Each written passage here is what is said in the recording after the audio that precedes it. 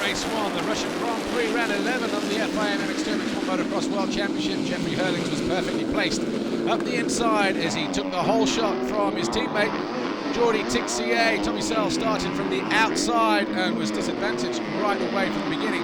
His teammate though, Joel Roulance, number 34, found his way past Jordi Tixier, moving into third position after around about 5 laps. Tommy Searle though, as the race went on, found himself closing in on Jake Nichols and Joel Roulance. Joel Roulance eventually found a way up the inside of 911 Jordi Tixier. That was for him to go into third place. So Tixier then dropped down into fourth.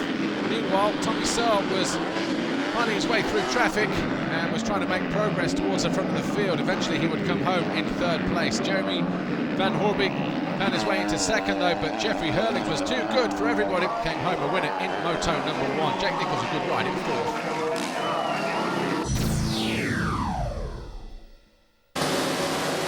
MX1 race 1, Cairoli, Simpson, Didika and Bobryshev up the inside, all banging bars, but it was Cairoli who came out the cleanest.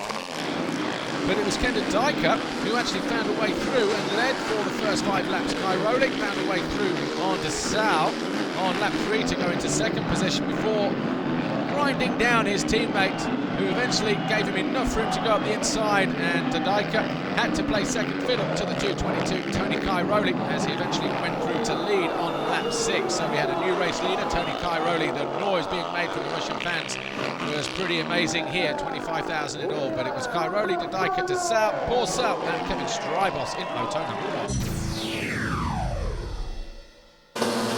Race 2, MX2, once again, 84, Jeffrey Hurlings up the inside, did enough to give himself room coming out of the start, and he led every single one of the 21 laps like he did in Moto number 1. Tommy Searle, well, he had a lot of work to do, went down at the first turn on the outside, but eventually made a load of passes stick on his way through to second position.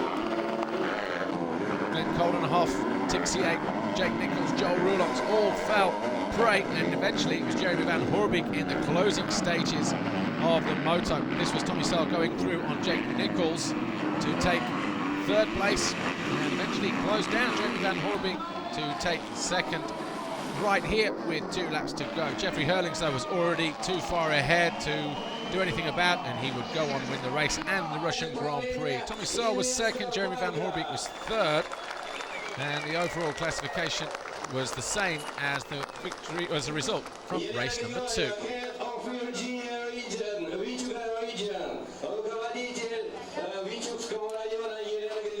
And of course, Jeffrey Hurlings, after such a dominant display here in Russia, still leads the championship as we go to the Czech Republic in 2 weeks' time. And he's led every round of the World Championship since the beginning of the season.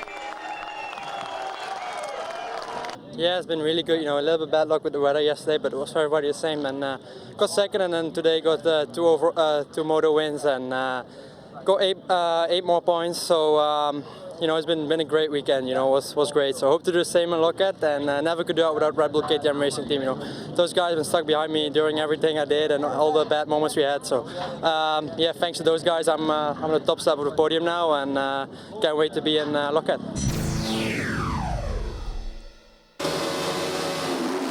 MX1 race proved to be quite interesting. Tony Cairoli got a good start, edging out Sean Simpson and Ken Didika. Didika, though, held a nice tight line. It was Cairoli who led in the early stages. That was Desau going through on Rui Gonçalves to go into third place. Then, starting lap 2, Cairoli made this mistake in the wave section over on the far side of the circuit that allowed 377 Christophe Pourcel and 25 Desau to go through, and they led at that stage of the race.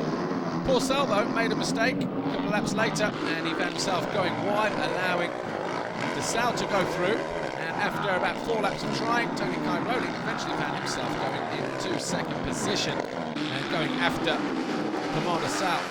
Towards the end of the race, Christophe Pourcel started to tire, and that allowed Ken Didika to go through to third. And this mistake from Desau lost him valuable time and drive, and Tony Cairoli found himself going through to lead with 4 laps to go, and he eventually went on to win the race from Desau, Ken Didika, Christophe Pourcel and Evgeny Bobryshev. Bobryshev coming home 6th in Moto number 1 and 5th in Moto number 2.